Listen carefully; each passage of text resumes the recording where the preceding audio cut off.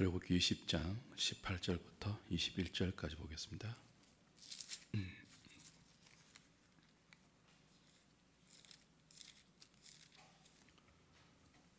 113페이지 출애굽기 20장 18절부터 21절까지입니다. 같이 한 목소리로 합독하죠. 시작. 무백성이 우레와 번개와 나팔 소리와 산의 연기를 본지라.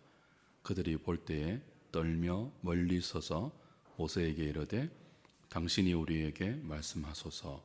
우리가 들으리이다. 하나님이 우리에게 말씀하시지 말게 하소서. 우리가 죽을까 하나이다. 모세가 백성에게 이르되 두려워하지 말라. 하나님이 임하심은 너희를 시험하고 너희로 경외하여 범죄하지 않게 하려 하심이니라. 백성은 멀리 서 있고 모세는 하나님이 계신 흑암으로 가까이 가니라. 아멘.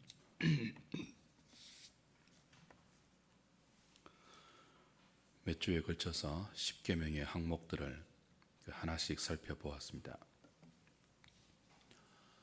오늘은 이 10계명을 다 받고 나서 이스라엘 백성들이 보인 반응을 통해서 10계명을 왜 주셨는가 하는 10계명을 주신 이유에 대해서 생각하도록 하겠습니다.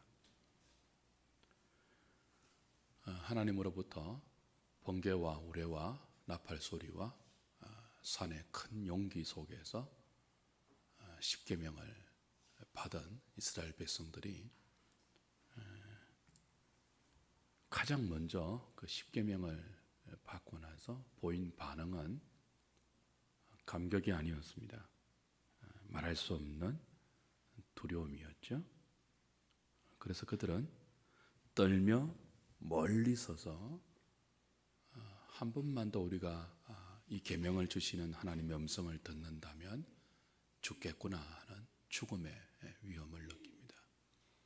감히 말씀하시는 하나님께 가까이 가지 못하고요, 떨며 멀리 서서 모세 당신이 우리에게 하나님 말씀을 받아서 전해 주십시오. 다시는 이렇게 하나님께서 우리에게 직접 말씀하시는 일이 없도록 우리가 죽을까 하오니 모세 당신을 통해서 하나님이 말씀하게 해달라고 요청하는 것이 10계명을 받고 나서 이스라엘 백성이 보이는 가장 먼저의 반응이었습니다. 감격하면서 기뻐하는 그런 반응이 아니고 죽음의 두려움 앞에 떨며 말씀하신 하나님 앞에 멀리 떨어져 가서 중보자를 구합니다. 중보자. 사랑하는 여러분, 하나님께서 10계명을 주실 때 어떻게 주셨다고 했습니까? 우리 이미 시내산 앞에 가까이 나오지 못하게 하고, 그죠? 이 경계를 정해서 그 밖에서 하나님의 말씀을 듣도록 하신 것 확인한 바 있습니다. 그럼에도 불구하고 그 하나님의 말씀 앞에서 그들은 죽음의 두려움을 느꼈습니다. 지금 10계명을 주시는 이 하나님의 모습은 살짝 그리고 약간 당신의 모습을 현현해 주신 것입니다. 직접 나타나지 않으셨죠. 번개와 우레와 나팔 소리와 시내산의 자욱한 연기로 하나님의 현현을 살짝 보이셨다고요. 그러니까 이스라엘 백성들이 살짝 하나님을 느낀 거예요. 살짝. 간접적으로, 번개로, 우레로, 나팔 소리 같은 하나님의 음성으로, 산 위의 빽빽한 연기로. 그래서 살짝 하나님께서 현현해 주셨는데도 백성들의 반응은요, 죽음의 두려움입니다. 여러분 이거 꼭 기억하셔야 돼요. 하나님은 호기심의 대상이 아니에요. 우리가 직접 대면할 수 있는 분이 아니에요. 그만큼 하나님은 거룩하신 분입니다. 그것이 십계명을 하나님께로부터 받고 난 백성들이 보이는 최초의 반응이죠. 그들은 십계명을 받으면서 번개와 우레와 나팔 소리와 빽빽한 연기로 말씀하시는 하나님이, 이 계명을 주신 하나님이 얼마나 거룩한 분이며 얼마나 위대한 분임을 두려움 가운데 느끼고 있습니다. 감히 자신들이 감당할 수 없는 존재, 그분이 자신을 감추고 번개로 말씀하시고 구름으로 말씀하시고 나팔 소리로 말씀하시는 하나님임을 알게 된 거죠. 사실 처음 경험하는 것입니다. 그들은 하나님의 이 두려움을 그 이전에 어떤 기적을 통해서도 경험하지 못했습니다. 홍해가 갈라지는 기적은 감격을 불러왔지, 이런 큰 두려움, 떨며 멀리 도망가는 것이라고 표현이 좀 어색합니다. 떨며 멀리 서서 물러가는 이런 반응을 일으키지 않았죠. 10가지 재앙이 얼마나 무시무시한 것이었습니까? 얼마나 놀라운 재앙이었습니까? 근데 그걸 경험하면서도 하나님 앞에서 떨며 멀리 서지 않았습니다.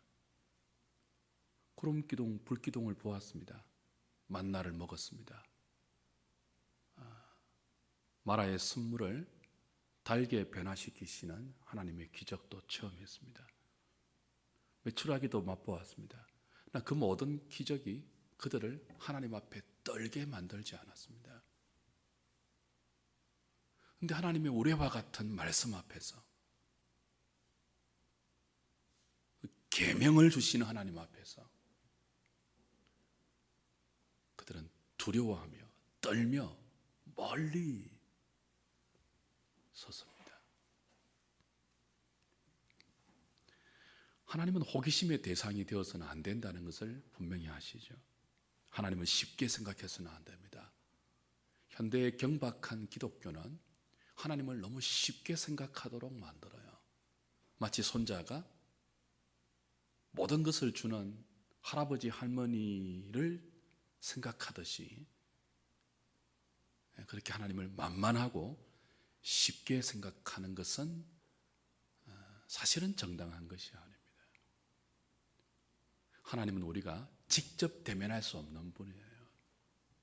손주가 할아버지의 품에 안기듯이, 수염을 만지듯이 그럴 수 있는 분이 아니에요. 누구든지 그분을 살짝이라도 경험하면 두려워 떨며 물러선다고요. 만약 하나님께서 오늘 여러분에게 직접 말씀하신다면 여러분 어떻게 될 것 같습니까? 감격할 것 같습니까? 기뻐 뛸 것 같습니까? 아니요, 그렇지 않습니다. 사도행전 22장 11절에서 사울이 다메섹 도상에서 부활하신 주님을 만났습니다. 그가 기뻐 뛰었습니까? 감격하면서 만세를 불렀습니까? 그렇지 않죠. 땅에 엎드려져 죽은 자처럼 되었죠. 그리고 눈이 멀었다고요. 사도 요한이 영광을 입으신 주님을 만나서 그 음성을 들었을 때 어떻게 되었습니까? 죽은 자와 같이 역시 땅에 엎드러진 것을 우리는 기억해야 합니다. 지난 주일 오후 예배 때 우리 교회론 하면서 이런 말씀을 드렸죠.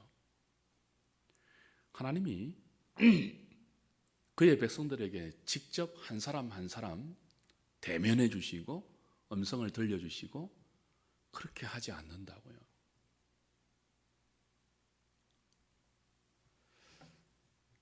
하나님은 계시로 주셔서 기록해 하신 이 객관적인 진리의 성경을 공교회의 예배를 통하여 주시고, 모든 그리스도인들은 그 교회의 공교회에 선포되는 말씀을 통해서 하나님을 간접적으로 대면하고 하나님의 인도하심을 받는 방식으로 하나님이 그의 백성을 이끈다는 사실을 강조했습니다. 굉장히 중요한 거예요.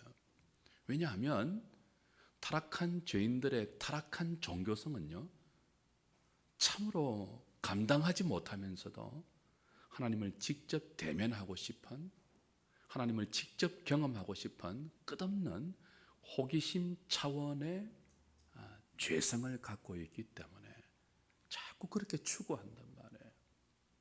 그래서 하나님이 아닌 귀신들에게 하나님처럼 속아서 종교적인 경험을 하고 결국은 진리가 아닌 사망의 길로 미혹되는 것 얼마나 많이 보는지 모릅니다. 우리 중에 누구도 하나님을 직접 경험할 수 없습니다. 나팔 소리와 우레와 번개와 빽빽한 연기로 약간 간접적으로 경험하고 나서 이스라엘 백성들이 보이는 정당한 반응이 뭐였다고요? 다시는 직접 우리에게 이렇게 말씀하지 말아 주십시오. 그 직접도 아니잖아요. 그냥 하나의 현현의 현상으로 번개와 그 우레와 나팔 소리로 말씀하셨는데도 한 번만 더 이렇게 우리에게 오시면 우리 죽을 수밖에 없습니다. 우리 중에 누구도 하나님을 볼 자가 없습니다. 대면해서 살아남을 자가 없습니다. 우리 중에 누구라도 하나님의 육성을 친히 듣고 그 앞에서 살아있을 존재는 아무도 없습니다. 우리는 분명히 알아야 되죠. 거룩한 하나님은 죄인된 인생이 직접 대면하거나 대화하거나 상대할 수 있는 분이 아니라는 사실을 알아야 돼요. 그래서 무엇을 요청해야 되죠? 우리와 이 거룩하신 하나님 앞에 중보자를 요청해야 됩니다. 백성들이 뭐라고 했다고요? 모세에게 요청했습니다. 다시 보십시오. 19절에 18절 후반부에 그들이 볼 때에 떨며 멀리 서서라고 하고 그 다음은요, 모세에게 이르되 당신이 우리에게 말씀하소서 우리가 듣겠다. 하나님이 우리에게 말씀하시지 말게 하소서 우리가 죽을까 하나이다. 무슨 말이에요? 그들이 모세에게 중보자 역할을 요청한 거예요. 그 전에 이들은 모세의 말을 무시했습니다. 모세에게 원망하고 대들었습니다. 물론 앞으로도 그럴 것이지만 하나님을 약간이라도 경험하고 나서 그들이 가장 먼저 한 것이 뭐예요? 중보자를 요청한 거예요. 죽음을 피하기 위해서 하나님 앞에 가게 될 때 죽을 수밖에 없는 자신들의 존재를 깨닫고 그 죽음을 면하게 해줄 중보자로 모세를 요청한 거죠.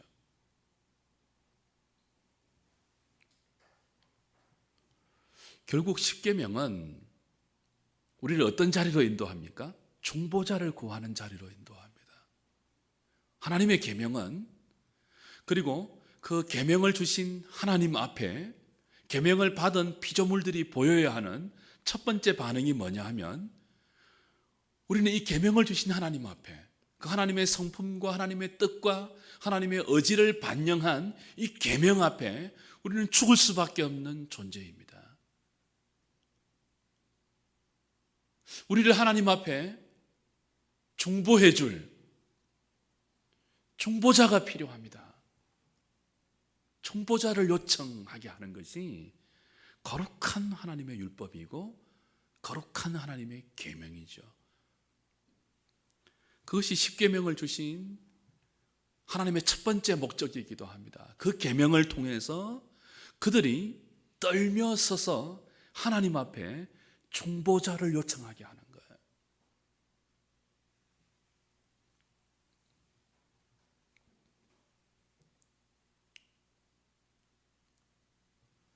만약에 하나님의 말씀, 이 계명, 율법을 우리가 듣고 읽고 지키면서 이 결론으로 가지 않으면 전부 헛되게 지킨 것입니다. 전부 말씀을 거릇되이 대한 거예요. 말씀하시는 하나님, 그 하나님의 의중이 담겨 있는 계명, 그 앞에 우리가 바로 서게 될 때, 그 말씀을 바로 받게 될 때 그 말씀하시는 하나님을 바로 깨닫게 될 때 우리는 반드시 무엇을 요청해야 된다고요? 중보자를 요청해야 돼요. 그들이 구한 중보자가 누구죠? 모세입니다. 모세. 근데 사실 그 계명을 통해서 우리 인생들이 구해야 할 중보자는 누구예요? 모세는 율법의 중개자가 되었지만 그도 율법을 범한 인간에 불과하잖아요. 결국 모세라는 인간 중보자가 우리에게 내다보게 하는 더 좋은, 더 완전한 중보자는 모세 같은 선지자로 오실 예수 그리스도입니다.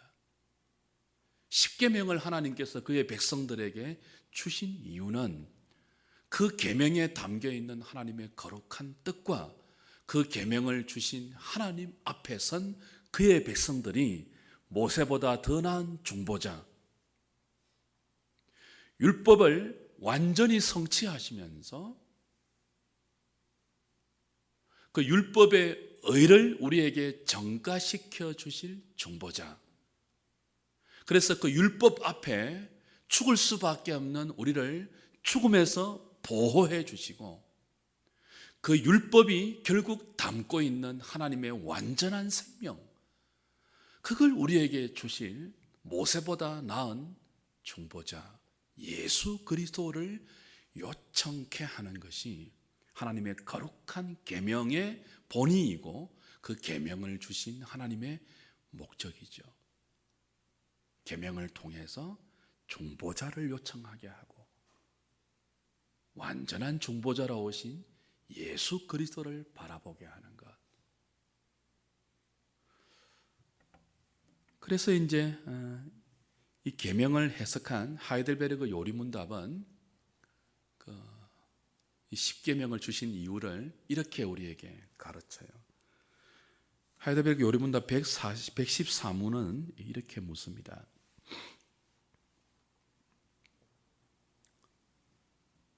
사실 이 십계명은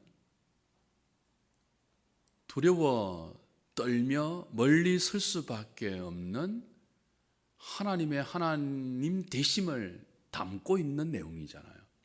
하나님의 거룩한 의지와 그의 백성을 향한 하나님의 뜻을 담은 거란 말이에요. 그러니까 완전한 율법이에요. 온전한 율법이란 말이죠. 그 사실 온전한 율법을 완전히 지킬 수 있는 인생이 없어요. 그래서 이제 114문은 이렇게 묻죠. 하나님께 돌아온 사람이, 회심한 자들이 이 계명들을 완전히 지킬 수 있습니까? 10계명을 다 해석하고 나서 하이델베르크 요리문답은요 114문에서 하나님 백성들이 돌아온 백성들이라 할지라도 이 하나님의 완전한 계명들을 온전히 지킬 수 있습니까? 라고 묻는다고요. 답이 뭡니까? 같이 볼까요? 지킬 수 없습니다.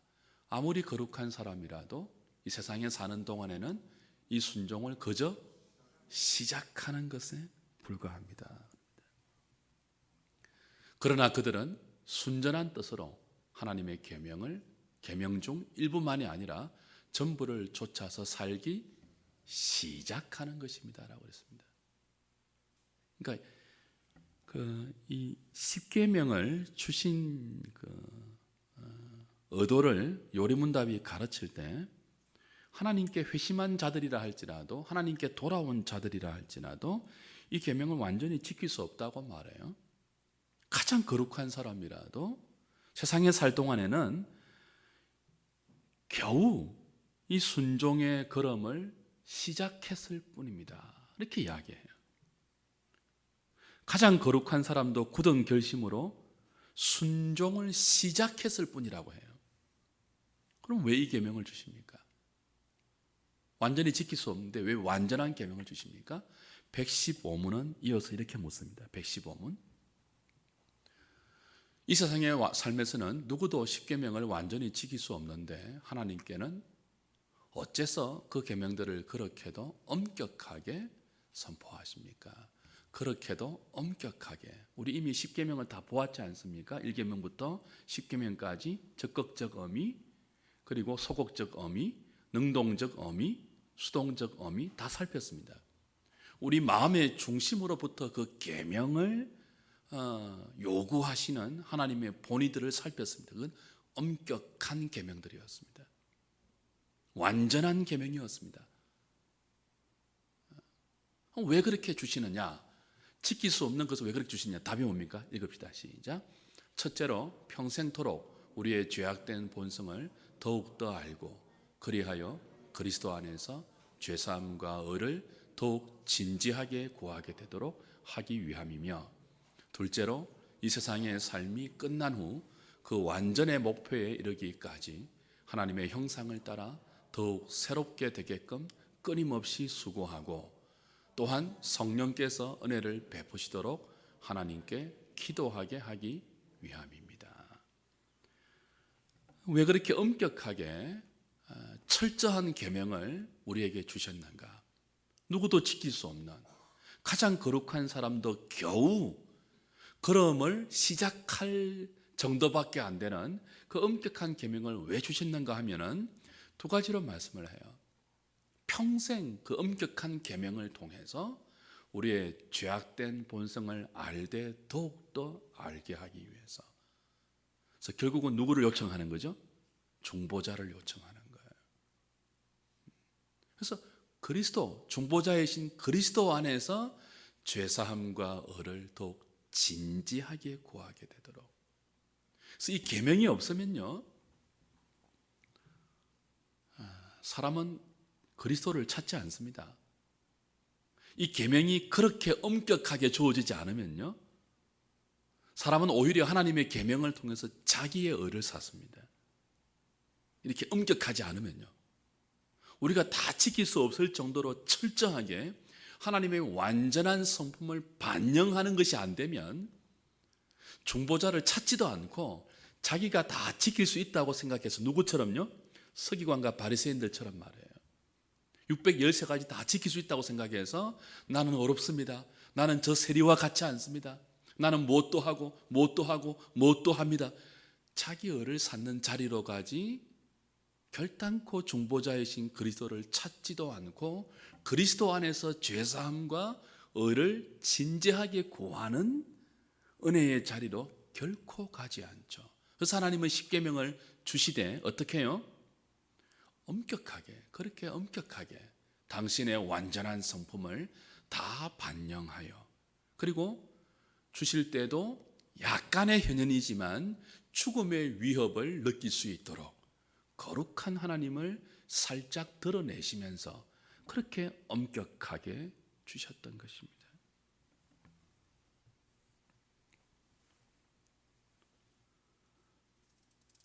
그래서 우리는 이 계명의 의미들을 하나님이 주신 만큼 살려놓아야 돼요.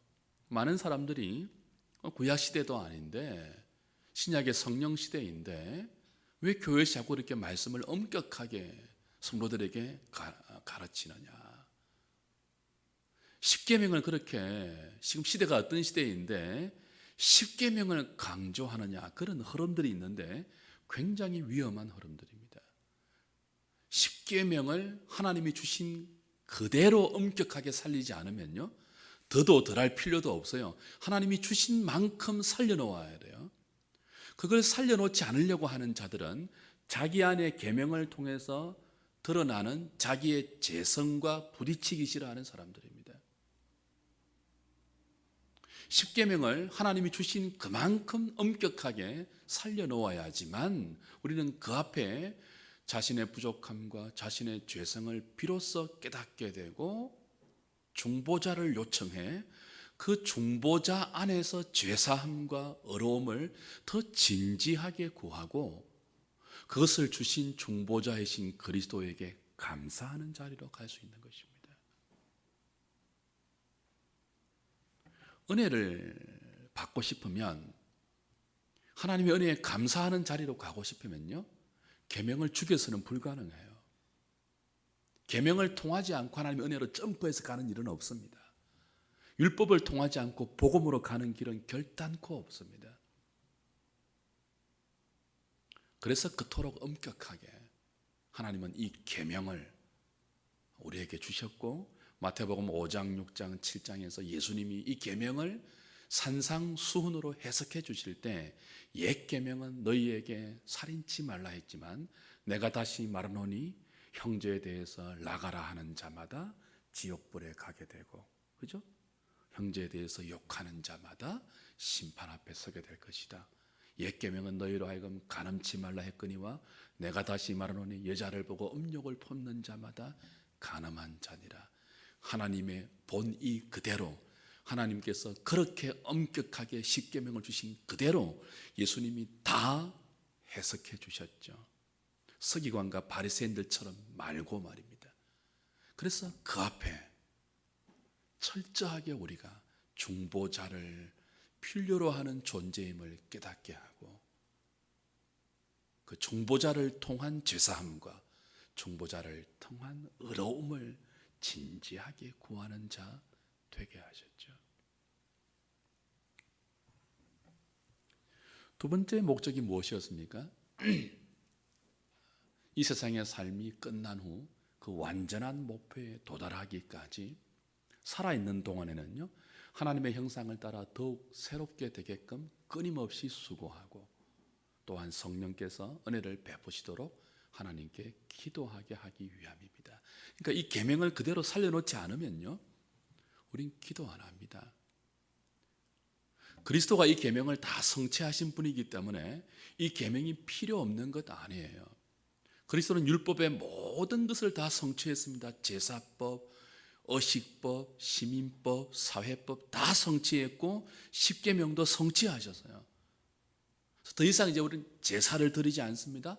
더 이상 의식에 얽매이지 않습니다. 그러나 이 십계명만은 더욱더 이 계명을 성취하신 중보자 되신 그리스도의 완성 때문에 더욱더 우리 앞에 살아나서 우리로 하여금 이 계명의 정신대로 이끌도록 우리를 인도하십니다.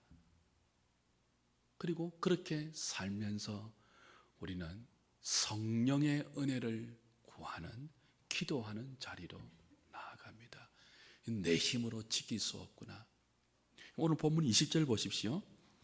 그들이 요청한 인간 중보자인 모세를 통해서 하나님이 이렇게 말씀하세요. 20절에 모세가 백성에게 이르되 두려워하지 말라. 하나님이 임하시면, 이렇게 십계명을 주시고, 그죠? 그렇게 임하시면 너희를 시험하고 너희로 경외하여 범죄치 않게 하려 하십니다. 이제 분명히 십계명을 주신 이유가 나오잖아요, 그죠? 하나님이 이렇게 임하셔서 너희에게 십계명을 이렇게 영광스럽게 주신 이유는 너희를 시험해서 너희로 경외하여, 하나님을 경외하여 범죄치 않게 하려 하십니다. 결국은 뭐예요? 목적이 뭐예요? 범죄치 않게 하는 거예요. 그 범죄치 않는 것도 하나님을 경외하는 가운데 범죄치 않도록 하는 목적을 위해서 십계명을 이렇게 엄격하게 영광스럽게 주신 것입니다. 결국이 뭐예요? 범죄치 않도록 하는 데 있습니다.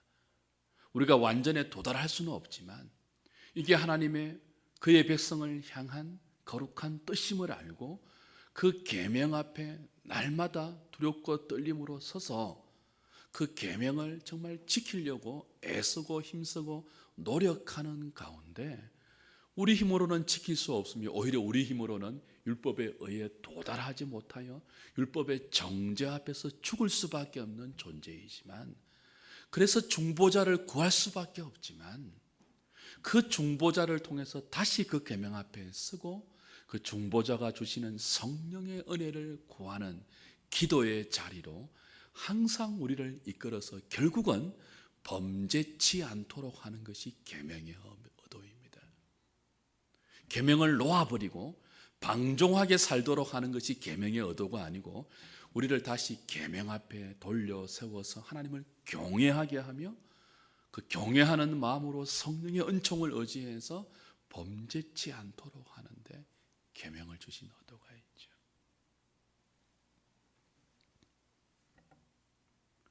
이것을 야고보 사도는 신약 성경 야고보 1장에서 이렇게 주석합니다. 야고보 1장 25절을 보십시오. 야고보서 1장 25절. 하나님을 경외해서 그 범죄치 않는 것이 뭐냐라고 하면은 야고보서 1장 25절.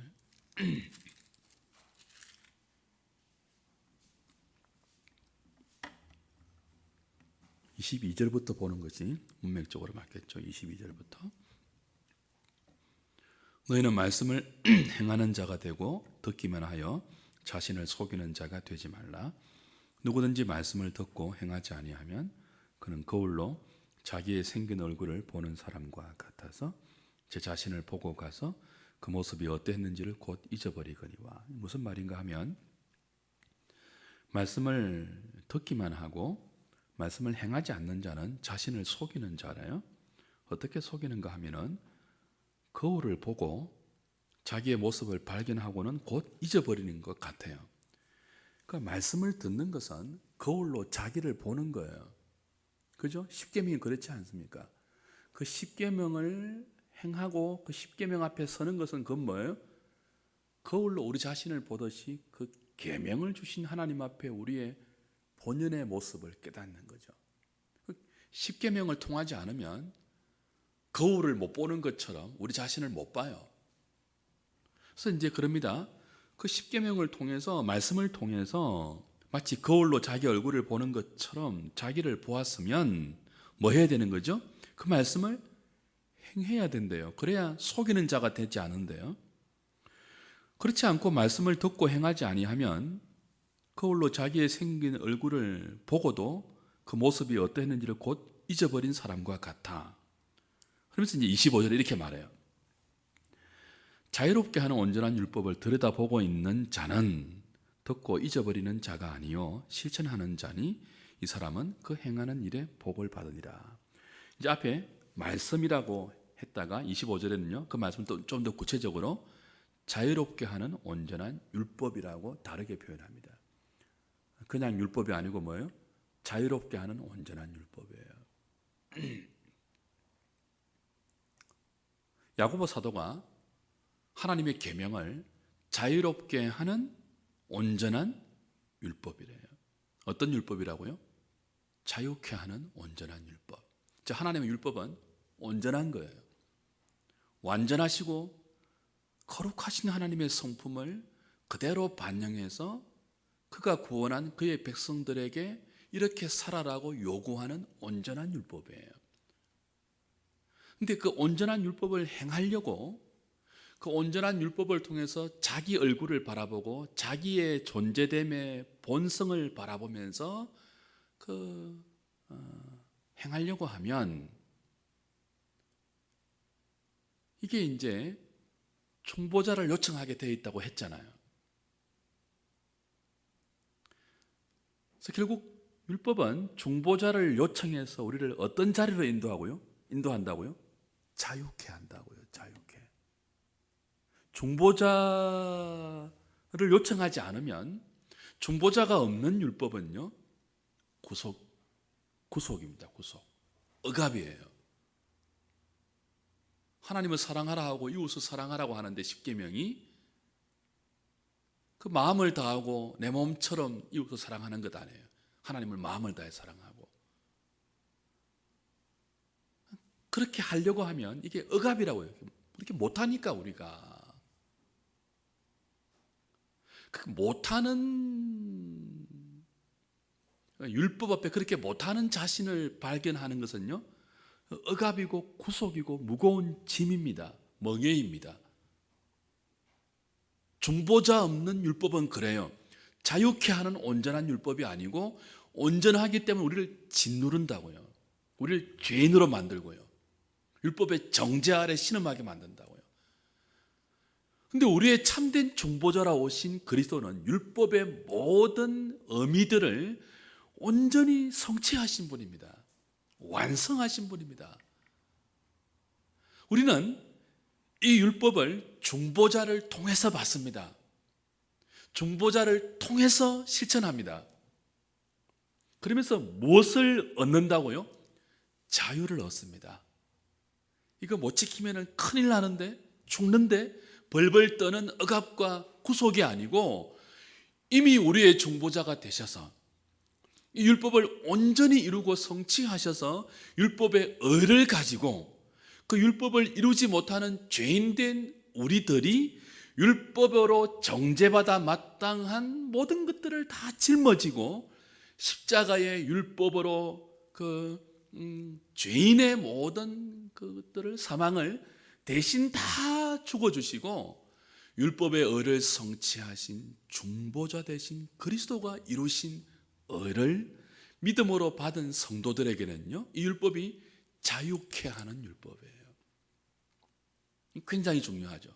자유케 하는 율법이에요. 그래서 하나님을 경외하게 한다고요. 우리를 시험해서 하나님을 경외하게 한다고요. 경외의 다른 말이 뭐라고 했죠? 사랑입니다. 사랑. 그러니까 두렵고 떨림인데 이게 사랑으로 두렵고 떨는 거예요. 경외가 자유케 하는 율법이죠. 구원받기 위해서 도달하려고 애쓰고 노력하는 것이 아니고, 도달하지 못해서 좌절하고 그 앞에서 죽을까 두려워하는 거기서 그치는 것이 아니고, 중보자 때문에 자유케 하는 율법을 우리가 시행하여 복을 받는, 그것이 그 십계명을 주신 하나님의 의도라고 야고보가 해석해주고, 이건 똑같은 십계명을 40년 후에 신명기에서 모세가 해석할 때 신명기 5장에서 하는 그 말과 똑같은 뜻입니다. 사도 야고보의 주석이 똑같은 뜻이에요. 너희들은 자녀들에게 나를 경외해서 범죄치 않도록 하는 이 계명을 가르치고 지켜라. 너희의 복을 위해서다. 그대로 말씀해 주십니다.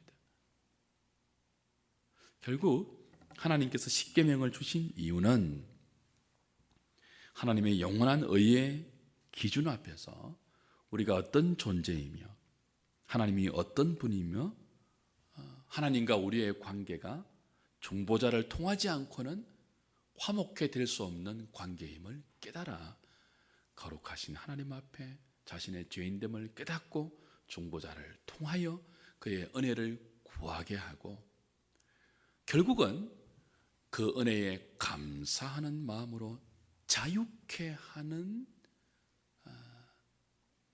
이 율법으로 다시 계명 앞에 서서 주 앞에 가는 그날까지 성령의 은혜를 구하여 범죄치 않는, 죄를 멀리 하려고 하는 그의 백성 만드는 것이 이 십계명을 주신 하나님의 의도이죠. 여러분, 십계명을 잘 암송하십시오. 십계명을 아셔야 돼요. 우리 신앙의 선배들이 늘 가르쳤던 요리문답의 대부분은요, 사도신경과 십계명과 주기도문을 빼대로 해서 성경의 중요한 교리들을 체계화해 놓은 것입니다. 그 중에 십계명이 얼마나 중요한 항목들인지 몰라요. 십계명을 통하지 않고 여러분 그리스도에게 나갈 수 없습니다.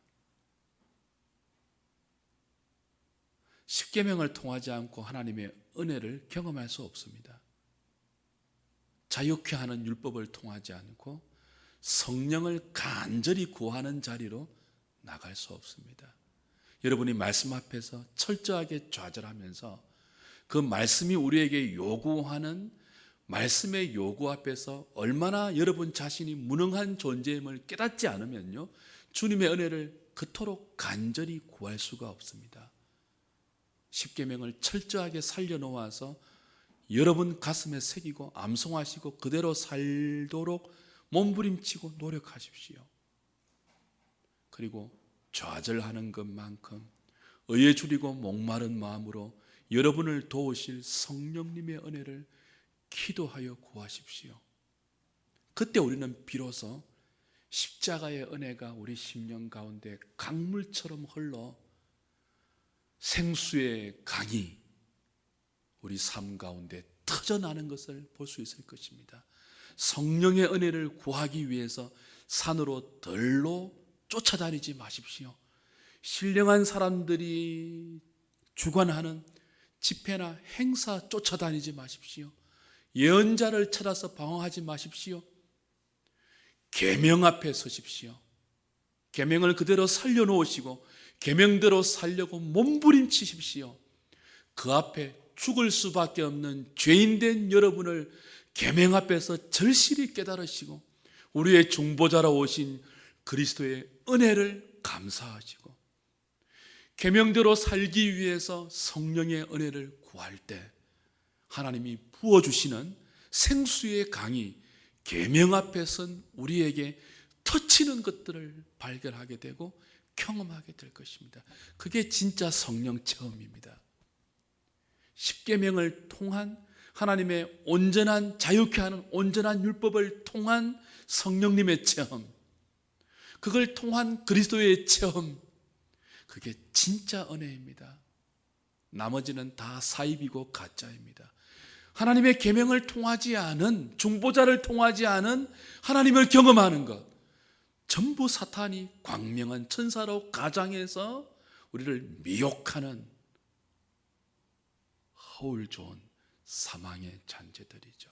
부디 우리의 남은 생애를 하나님의 계명 앞에 세워서 이 계명이 우리를 이끌어가는 그리스도 앞의 자리, 그 그리스도가 우리에게 주시려고 하는 성령님의 은혜, 계명을 통해서 맛보게 되는 자유케 하는 온전한 율법의 생명, 그것들을 경험하고 누리고 노래하는 저와 여러분 다 될 수 있기를 우리 주님의 이름으로 부탁드립니다. 찬송하겠습니다. 42장입니다.